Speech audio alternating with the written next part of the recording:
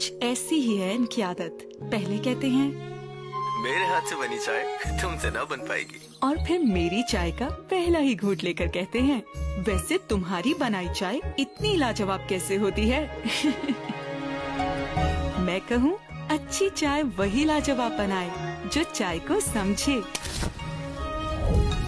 प्यार की धीमी आंच पर पानी का उबलना, चाहतों की ताजगी से भरपूर कमांडर लाजवाब पत्ती मिलाना। जब रंग, खुशबू और जायका दिल में समा जाए तो उसे अपनायत भरी प्याली में डालना और बस आंखें बंद और इसके मजे में खो जाना। यही तो है समझने वाली बात जो बनाए चाय लाजवाब। कमांडर लाजवाब टी जो चाय को समझे। स्टाफ रिपोर्टर सादिया नूर राजपूत की रिपोर्ट के मुताबिक आज़ाद कश्मीर की अवाम भी आज नए पाकिस्तान की बुनियाद रखेंगे। वज़ीर आला पंजाब सरदार उस्मान बुज़दार।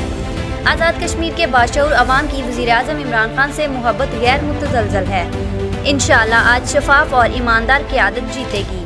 अल्लाह ताला के फजलो करम और अवाम की हिमायत से PTI आज़ाद कश्मीर में भी हुकूमत बनाएगी।